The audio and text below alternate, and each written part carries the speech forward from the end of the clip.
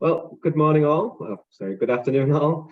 I guess firstly, welcome everyone, and thank you for joining our webinar today, where we'll discuss the results of our higher education cybersecurity survey. So today we're hosting this jointly with Micro Focus CyberRes. For those of you on the webinar who participated in the survey, we'd like to thank you for participating and also the responses that you provided. We've got some really interesting findings and insights that we'd like to share back with you today. But before we do that, I'd just like to do some brief introductions. So I'm Chris Boyle, so I'm the Director of Identity here at Turnkey Consulting. I've been in the identity and cybersecurity market for around 20 years, and I've been responsible for delivering large implementations across sort of multiple IAM vendors, including Micro Focus, and also across many sectors, including higher education. And for those of you who are unfamiliar with Turnkey, so we provide advisory, implementation, and managed services across our 7 global locations. We do that across fields in identity and access management, cybersecurity, risk management, and SAP security. We work with lots of FTSE 100 companies, and we also provide services across a large number of higher education institutions. And our team have got years of experience understanding some of the unique challenges that you guys experience within the higher education sector. As I mentioned as well, we also work with many other sectors, so it's very, very useful to see some of the challenges that you guys have in higher education align with other types of businesses, how those challenges can be, how they can address them, how they do that outside of higher education, and how some of those solutions can be adapted and transformed to work with some of the unique challenges that you guys have. So I'm joined today by Mick Rutherford from Micro Focus. Mick, do you want to give a brief introduction? Sure, thanks a lot, Chris. Hi, everybody. I'm Mick. I'm an identity and access management solution consultant working for Micro Focus within the CyberRes team. So I have a background in identity and access management that spans some 20 years plus. I've worked with multiple vendors, and I support and work with the Micro Focus portfolio from the IAM perspective, be that the creation of the identities, the orchestration of those identities, governance controls, access management, single sign-on, federation, privilege escalation, delegation of those controls. It's a vast portfolio, so lots of things we can be doing to help out. So we work very, very closely with Turnkey in lots of different diverse projects, and I'll echo Chris's sentiment. It's really great to hear from the customer base, to hear from organizations such as yourselves and find out what's really going on from your perspective. We don't want to just assess things from an ivory tower and dictate how things will be. We need to keep everything aligned to what's really going on in the marketplace. So very, very valuable findings. Thank you all. Perfect. Cheers, Mick. So before we talk about kind of what's on today's agenda, we just wanted to share a little bit of thinking about why we initiated the survey and who took part. So we've had over 20 institutions respond to the survey. So again, thanks again for everyone on this call or watching us on demand that who responded to this. Very much appreciated, and you know, helps with the results that we've found. We've also previously run these surveys, so we wanted to kind of compare how the results from previous surveys match to the current results today, and then see if we're seeing any improvements in key areas, or you know, conversely, if things are going into the other direction. So higher education, as you know, as with all sectors actually, no one is exempt from a cyber attack. And actually, the higher education attack surface, because of the nature of the information sharing and various other factors, we feel it actually has a larger attack surface than most of other types of organization. And then if you couple that with your interaction with commercial interests and working with global companies, then higher education actually becomes a much richer target in the eyes of the threat actors. So we really wanted to give you guys a voice across all of the institutions on your perception of what is going on in the wider arena that basically is cybersecurity, and provide a common viewpoint with what things were specifically that you saw were targeted at you. So today, Mick and I will explore the responses to the survey, which we'll carry out in just an open forum, just a chat between me and Mick. And we'd also like to make this as interactive, well, as interactive as you can in a webinar. So if you do have any questions that you want to ask us, then please just add it to the chat or the Q&A windows, and we'll try to answer them as we're going through the webinar. If we can't do that, then we'll try to answer them at the end, or if we miss some of the questions, and then if we run out of time, we can always take these offline. But while we're just on the subject of housekeeping, please can everyone know that this session is being recorded and it'll be provided on demand at a later date. And also, just with regards to the final report on the results of the survey, we'll be providing this next week. So today really is just a sneak peek at the results. So without further ado, I think we should dive into the results. So the first question on the survey was, how would you rate the overall cyber resilience of your higher education organisation? And interestingly, don't know about your thoughts on this, Mick, but 47% felt that their organisation had only average or limited cyber resilience. Yeah, 47%. It's an incredibly high number. I mean, why is there such a lack of security provision? Is it the threat landscape that's out there at the moment? Is it the nature of the attacks that you're trying to fend off? Is it the variability of it? Is it a lack of knowledge and industry guidance about how to actually confront some of these challenges? Or does it all come down to funding? That's something we need to try and tease out of these reports. We need to understand why an organization can only at best have an average or limited amount of cyber resilience. Yeah, absolutely. And if you think of it, I guess some of the stuff that we see is, cybersecurity, it's a huge area, lots of different technologies. And especially in higher education, you have, large user population, different user populations, especially to those in the kind of in the commercial sector, where you generally have you have staff and you have contractors and potentially third parties. In universities, you have lots of different populations. You have, other institutions that might want to federate. You have students, distance learners, all these different types of users that are not quite, meeting the standard. It's difficult to kind of control that, and especially when when you're budgetary constrained as well. It's a very, very difficult area to kind of provide full coverage across all areas of cybersecurity. Agreed. It's a fairly unique situation to be in. Within the academic space, there's a lot of cooperation and collaboration with other entities. So federation and secure federation and cooperation is absolutely critical. I don't know any other organizations that have such a high turnover of user accounts on an annual basis, whether that be the new intake of students, the egress of students moving away into the outside world, or migrating roles from student to visiting professor or to alumni. There are a lot of changes happening at bulk levels. They're happening at periodic times in the year, and the volume of changes are high. So being able to visualize this and control it, and then understand from a governance perspective if it's right and appropriate, is, as I say, fairly unique. With that high turnover, you need that smooth onboarding and migration of users and strong account management.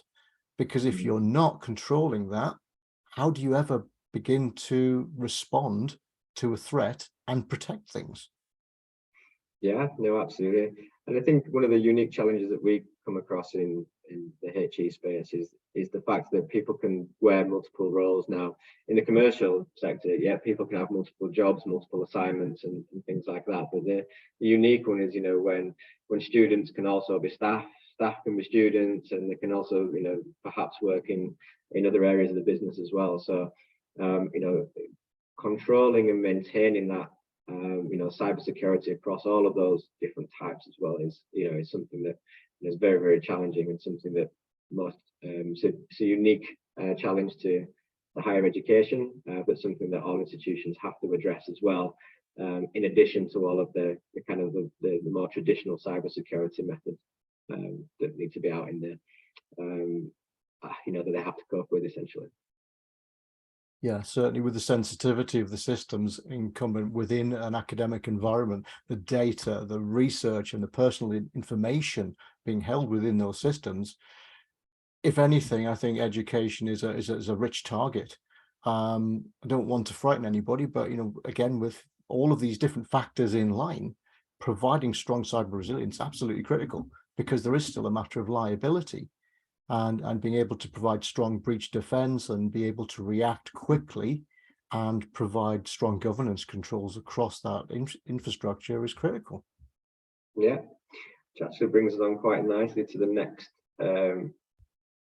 next survey result, which is all about stopping those attacks, really. So, what percentage of attacks would you estimate the higher education organization discovers and stops? Now, quite interesting that 58% is 58% of the respondents said that they stop under 80% of the cyber attacks that they face. So again, that's quite an astounding figure. If you flip that on its head, what we're basically saying there is that there's a lot of attacks that they're just simply not stopping. And again, that for me means that it's a lot of the time spent is going to be in that kind of firefighting mode and always kind of responding to to attacks and to breaches essentially. Yeah, this is a staggering figure. It really is. If 80% of the attacks that are detected but what's being measured here? What about the attacks that are not being detected? What is the time taken between an attack being detected and controls being applied? What's that time difference between the initial attack and locking the door or cleansing the system? Or how long does it take a bad actor to perform lateral movement within an account, to start trying all the locks, to start moving around and deploying payloads? How many of those payloads are currently being detected? It's a frightening figure. So I would almost expect an organization to be under attack to provide endpoint defense and response, but also to take every step possible to limit the scope of an attack when it happens. If you can compromise an account that carries a high payload, then that's a very, very rich target. If all you're able to do is log in, which is a significant privilege in itself, and you don't have the ability to go and use any volatile systems or anything that could be used to escalate an attack, then the bad actors have a higher job list ahead of them. They have a much higher bar to try and overcome. So being able to manage those permissions, being able to manage the rights, limits that initial damage that could be caused by the invariable attacks. Yeah, and I think as you say, prevention is always better than the cure, right? So it's better to kind of prevent some of these attacks, but ultimately everybody is going to be under attack. Breaches are going to occur. So I think there's a couple of things that could help improve on that, which is again the reporting side of things and the management information. So it's interesting to see that these are the percentages that that were part of the responses, but are management getting this information? Are they aware of how under attack the organization is? Are they aware of all the good work that's going on to kind of prevent, to mitigate those attacks? And then when they do happen, what's in place to to be able to stop it quite quickly and then remediate some of those things. And I guess from what we've seen as well is lots of that's done in kind of silos. So again, having that overarching strategy would obviously benefit organizations. And I think reporting it for management information then helps with being able to get the budget necessary to to help fund some of the initiatives that you were just speaking about there, Mick, to help prevent some of these things from happening. Yeah, visibility within the organization is absolutely critical, because you can't resource a problem that you don't know exists. And it's great that some areas of an organization may have this under control, but invariably that will not be organization wide. There will be areas that are of a higher exposure or at greater risk. So being able to centralize that information sharing, understanding the scale of the problem, and being able to resource a quick response limits that damage attack vector. Yeah, no, absolutely. And then speaking of the different attacks, the next question we had was around the frequency of attacks. So how frequently would you estimate the higher education organizations subject to cyber attack? Again, astounding figures here, 88% at least once a day, with the kind of minority being around the monthly and the yearly, which means that you're having to prevent things on a day-by-day basis. I mean, I had an interesting description of a network, which people don't know how to describe it, but was talking to one of the security team at one of the institutions. They were saying that they basically treat their entire network as hostile, both internal and external. Because essentially, at the university they taught ethical hacking and things like that. So you've got this whole bunch of would-be, ethical hackers available on the network that want to try out their skills, etc. So they had to basically treat their entire network as a hostile environment, which then it makes things much more difficult, because you're then trying to prevent attacks from both within and without, right? Who needs a synthetic honeypot when you've got a whole academic network to play with? I have to confess that when I first started at university many years ago, I was suspended from my account within the first term for just poking about on the network, because there were very few controls in place. I'm not going to name the organization, but it took a lot of campaigning for me to get my account reinstated. Yeah. So it's been going on for many years. If you don't provide adequate guide rails and protection within that environment, then people will, because of the very nature of academic applicants, they're going to be curious. They're hungry for information. They're going to explore. And that's just within the organization.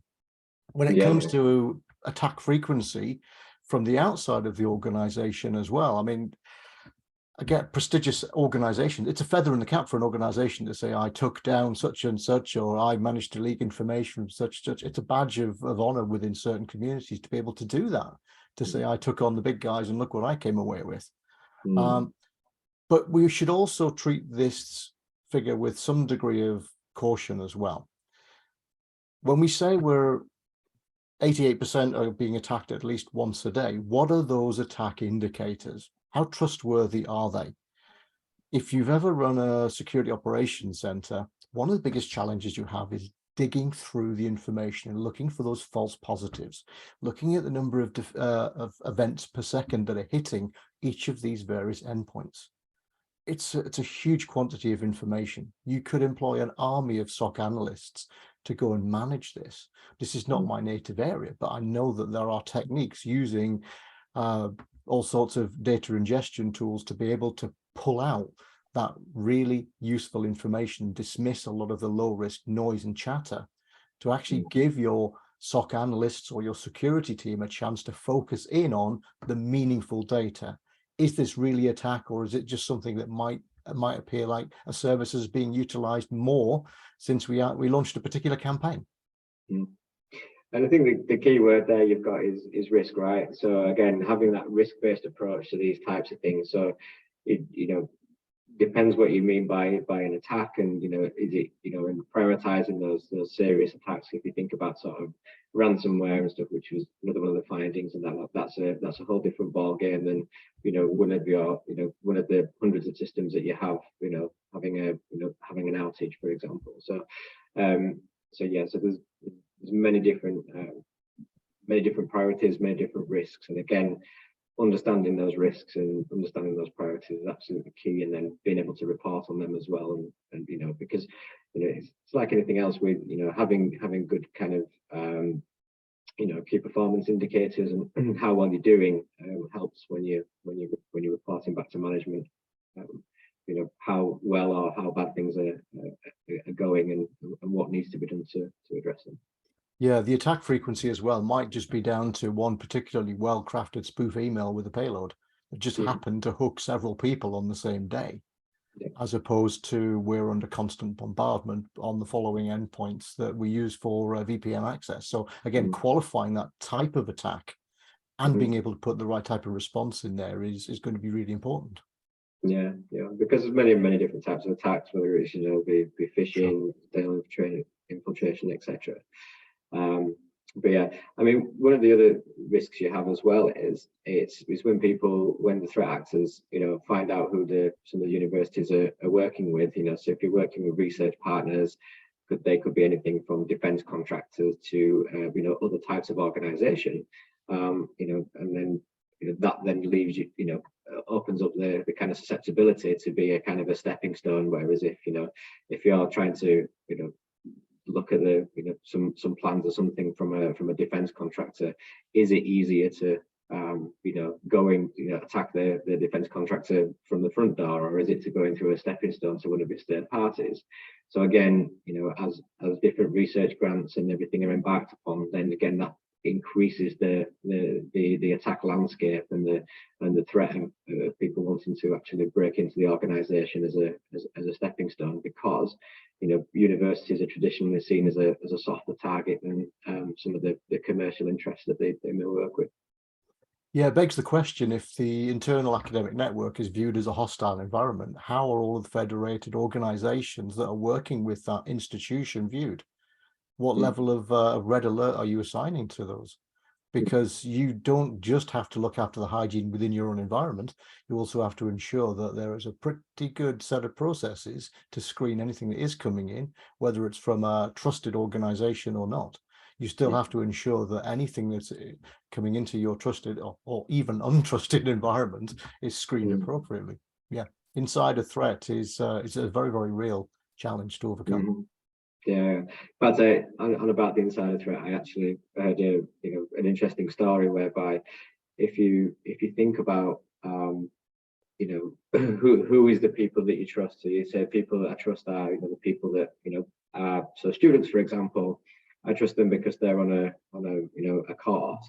Now what if you were selling a course to that gives you an account in the organization, but that course was very, very cheap to buy or register for that course, for example. That means that a threat actor could essentially sign up to the organization, pay the money to get access to the networks, and then treat that as the environment that they want to go hunting within, because they've got a legitimate account. And then so how do you some of these things are things that you have to think about when defining the risk to the organization, and some of the methods some of the lengths which threat actors will go to these days to actually gain access to your organization. Yeah, that sort of enrollment cost might be a small price to pay for the access that they can actually leverage once they're in there, whether that's compromising and exfiltrating some of the intellectual property and the courseware materials, or whether it's, as I've touched on earlier, the lateral movement into other areas of the network to see what else they can do, overtaking an account to substituting out Kerberos keys to spoof their way around the network. There's any number of different attack vectors that they can use. So yeah, don't just assume that it's the outside players that are in there. We need to be able to track and monitor the type of behavioral characteristics of the users within the network as well. If somebody's doing something that stands out, sticks out like a sore thumb, it's not typical that you'd be logging in at this time of day and accessing or attempting to access these types of servers, or even the fact that an account is being tested for login every 12 hours or so. If there's a heartbeat or a pulse, a cadence of an account being used and then nothing happening, that to me is a warning sign. That could mean you've got an account being listed on a dark website somewhere that is for sale. And they're simply testing its validity and see whether they can still be used. They do retail. You do find things out there. Yeah, I think I had a statistic once where even people would be prepared to sell their username and password for as little as sort of $150 or something like that. So again, it might not necessarily be somebody zero trust is absolutely key to this, right? And trust no one. Yeah, and also make sure you lock down the accounts when the individual leaves. If somebody resigns from a course or somebody moves into a different part of the organization, lock down the account, suspend the access at that point without hesitation. You can always reinstate the account if it was in error, but don't give any air gap between an event and opening up a vulnerability. Yeah, absolutely. So that actually brings us on to impersonation attacks. So, how well did the organization feel as a whole it was protected from impersonation attacks? And 53% say they have average or weaker protection against that. So, yeah, I don't know if we want to just call out what we mean by an impersonation attack, Mick, and we'll discuss further. Well, for me, an impersonation attack is when an attempt is made to gain unauthorized access to data, applications, or systems by pretending to be an authorized user.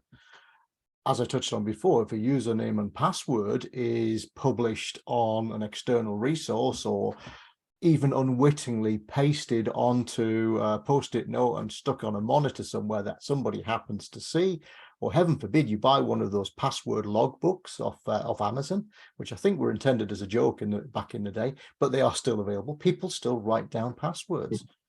Usernames and passwords are not strong enough to assert strong identity. Something a username, something a password.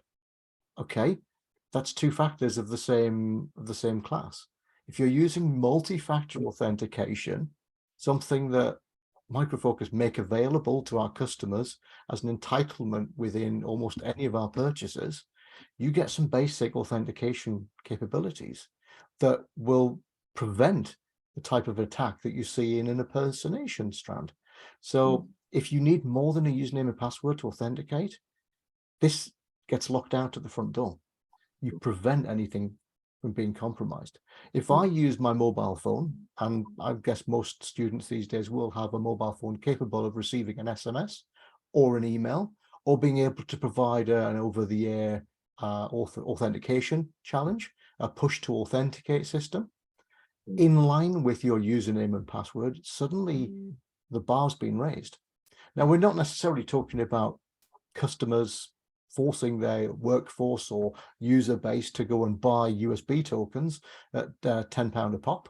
That's not always practical, but being able to use some of those capabilities across a wide, diverse network of individuals, customers, contractors, suppliers, the barrier to multi-factor authentication has really, really dropped away. And it doesn't always have to be an inconvenient factor either.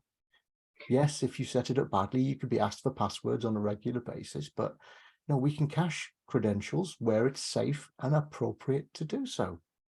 It's all about managing the risk as opposed to managing the convenience. It's finding that balance point between the two and making sure that the MFA to support the authentication is relevant and is also supportable within the organization.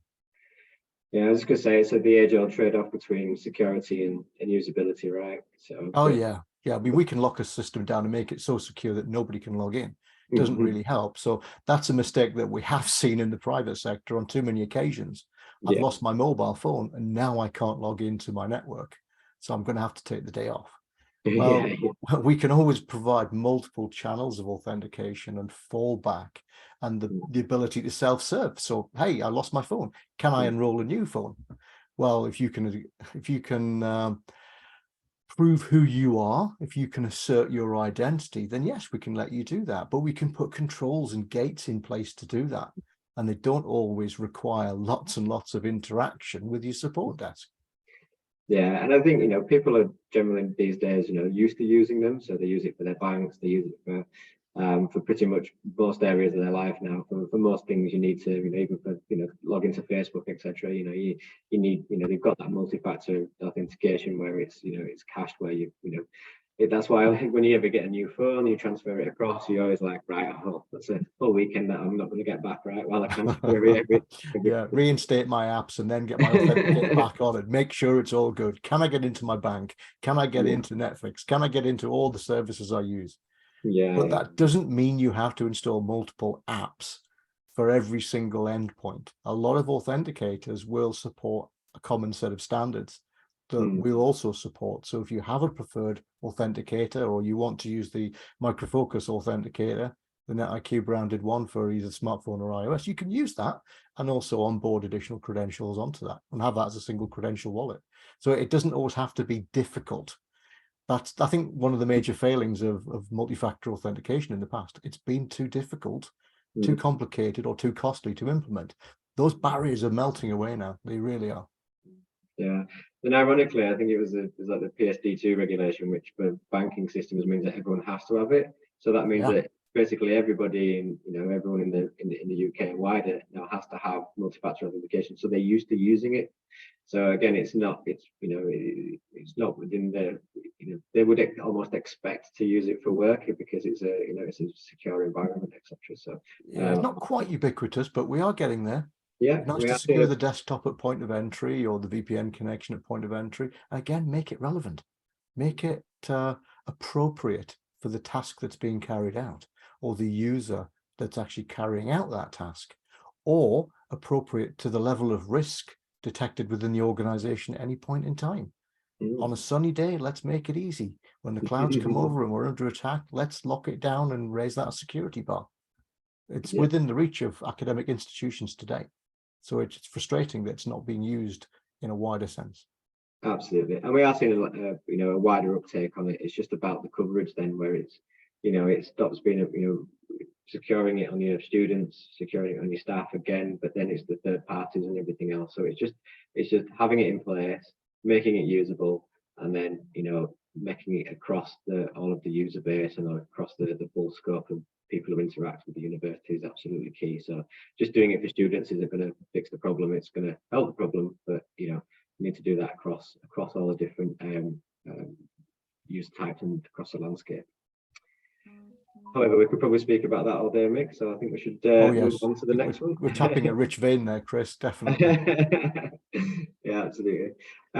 So do you feel that the higher education sector is targeted more or less than the commercial sector? And I think, again, from what we've been saying, we totally agree with this figure. 91% of people, say they're targeted, as much or more than the commercial sector.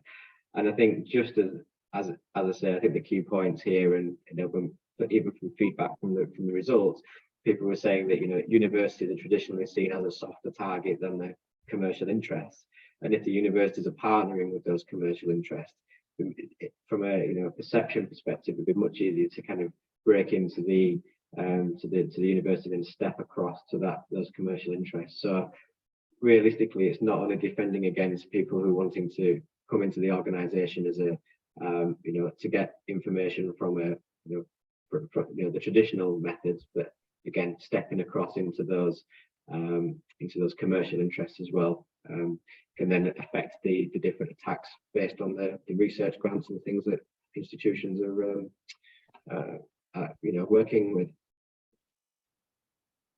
Yeah, there's an exceptionally high volume of users, lots of variety of user types that are being managed. So it is a constant moving feast, and you've got external users, you've got temporary users. I mean, if anything, the characteristics only serve to underline the importance of increased cyber resilience and identity governance controls. The figures just enforce for me the belief that a lot of the cybersecurity attacks reported or detected globally are targeting the theft of intellectual property as well, or personally identifiable information. These are very, very valuable resources. Academic institutions have both of these types of data in very large quantities. The intellectual property, whether from an academic program or from funded research, is really lucrative. The high churn of the identities as students join or leave or move courses and move around, it's a huge harvest for a potential attacker. The payoff for an attack can be really, really rich.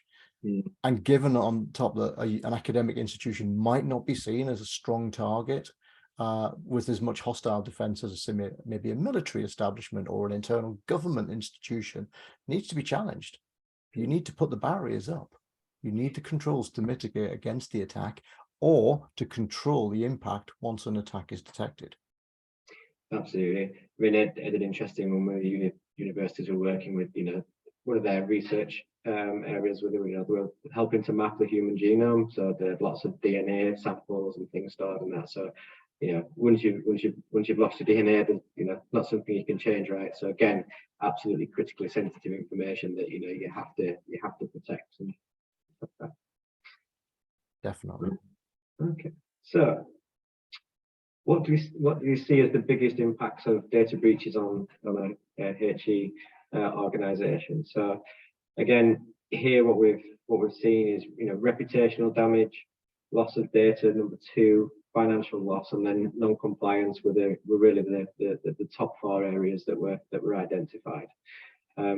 And I think from a reputational damage perspective, yeah, absolutely. If any breach causes, students to be, not be able to register or not be able to log in or something like that, they're going to take to social media, and then that could affect, the impact on student numbers in the following years, because it's seen as a, university that was in the news. Again, nobody wants to be in the news, right? Well, we all remember the banking crisis and the queues outside cash points as people were rushing to withdraw money from certain banks and building societies. You don't want to be associated with an organization that's going through turmoil, whether that's reputational, financial, or any other type of damage. So yeah, where would you go to study? There are several factors that influence my children into where they went to university, not just the location and the overall package, but the reputation of the institution as well. Yeah, so yeah, it's a big one in the academic space. Loss of data, financial loss, and non-compliance. I don't know whether or not they've got enough focus, because any academic institution is subject to the same data protection regulation as any commercial organization. So failure to protect that sensitive data is viewed just as harshly as when a bank or a manufacturing organization is found to have inadequate controls in place. I don't have to remind people about the size of some of the fines that are in place for not providing that level of control. So it's good to see them in the top four. Yeah. But yeah, there's a lot of movement up and down this list. Yeah, no, absolutely. And then speaking of which, so did it feel there's been any rise in identity or unauthorized access related incidences at the HE organization since distance learning has become more common? So again, a mixed results here. So the higher percentage thought yes, some people thought no, and then some people were unsure. And again, I think on the unsure perspective, I think that's more down to reporting, so not having the information available to be able to make a judgment on that. Whereas I think, as we've mentioned on distance learning, as everything becomes much more online, I remember when I went to university, you had to go on campus, you had to queue up, you got your badge, you got your password, that type of thing. So, it's a whole different world now where everything's done online, your card is sent out to you, you register online, etc. as well. So, I think absolutely, have to make sure that those processes are in place. And one of the things that we've actually seen just more recently is in the kind of the kind of the student registration process, where students are registering for their accounts and things like that. People are now starting to put in between kind of an identity proofing part. So, reaching out to companies like, Experian and Equifax and stuff like that for people to prove their identities, to stop people from impersonating people and things like that. So we're starting to see an uptake on this, which is actually it's quite a good thing, and it helps making sure we identify that people are who they say they are. It's great if a visiting student is from an organization, a nation that has a national ID program, where there is already a strong identity already asserted and has been vetted, and you can look back and you can perform those lookups. But there's an awful lot of academic applicants won't really have much of a credit history to be picked up in a traditional background check sense. A lot may not even have passports, so it is a challenge. The more we can do to assert the identities, the better position we'll be in. It just worries me that we've got 21% here that are unsure about whether there's been a rise or not. So if we split the difference and say we add 10% onto the yes and 10% onto the no, it's still a troubling set of numbers for us. Not knowing is not an option. So as you say, reporting is key. That to me signifies there is a lack of visibility within an organization about where those risks are coming from. Yeah, absolutely. And then this is an interesting one. So how significantly do you feel your organization's funding would be impacted as a result of a breach? And 44% said they felt it would have limited financial impact after a breach. And I think that number realistically should potentially be higher, because the fact is that, you know, after a breach, like you say, we've got reputational damage that could be caused. So does that impact, you know, the ability to get research grants? You know, if you're having to spend money on fines from a GDPR perspective, that's money that's not going on learning to improve learning, you know, and it's quite a cutthroat world out there in universities. It's all competing for you know, student numbers, international students, you know, campuses abroad, etc., are all things that, you know, could be impacted by, you know, having a cyber breach essentially. So I think actually it's quite a big, you know, it could have quite a bigger impact than is possibly realized. Yeah, I think this caused me the most concern in the entire report, that this number was so low. I really think the financial impact is a significant threat to any organization, regardless, like I said, of whether or not you're in manufacturing, retail, banking, or the academic space, because GDPR still applies. We don't have to talk about the size of the fines that could be leveraged, but let's just think about the impact that will have on the ability to recruit students, to grow the student numbers, to build infrastructure, to expand the academic organization in an already cutthroat marketplace. There's a lot of academic institutions, and there's a lot of students wanting those places, but they are going to be selective, and they will vote with their feet. Absolutely, absolutely. So what do we think is the biggest cyber risk to higher education? And, you know, absolutely couldn't agree more. By far, it's ransomware. I mean, you know, we hear about this all the time in the news, you know, public disclosures of this, you know, universities are getting hit with this all of the time. But interestingly, you know, phishing and sort of spear phishing are kind of close behind, because I think from my perspective, being in the identity space, well, you know, from a ransomware I'll cover in a second, but from a phishing and spear phishing, you know, universities publish a lot of information which, you know, normal commercial corporations don't. And the fact is, you know, they put their whole sort of academic, you know, they put their kind of white pages online, you know, their internal directories. So you can, you know, from a phishing or a spear phishing perspective, you could easily, you know, start impersonating, say, you know, using actual names from within the organization. It just makes it a lot easier within the information that's publicly available. But on ransomware, I think, you know, I know that we're kind of running out of time, and it's probably a topic that's been done to death, but essentially for me, you know, you can only encrypt what you have access to. So making it, you know, limiting the access that people have to information is absolutely key to, you know, mitigating the risk of ransomware. And most of the time it hits you through lack of patching. So having a good patching strategy, it's the simple stuff that actually can have, you know, some of the most impact. Buying fancy tools probably isn't going to help you as much as doing the simple stuff. So patching and no, process and controls are absolutely critical here, Chris. And I will just add, phishing and spear phishing are a fairly significant area, but watch out for the growth area of the insider spear phishing as well. If an account is compromised and then that account, genuine account, is used to send out insider phishing emails, they do actually come from a trusted resource. So it's no good just mousing over to see where the recipient or where the sender came from. If it comes from part of your team or one of your academic staff is compromised in this respect, and they start sending out what looks like a genuine email from a genuine mailbox that carries a payload, that's a very, very quick way of disseminating a very, very malicious packet to the market. Absolutely. And then I see we're running out of time now, but what do we feel is the biggest target for cyber criminals? And again, like we, as we kind of expected, so the figures are as we kind of see in the marketplace, is that most of the people said it was around research, with financial information becoming secondary to that.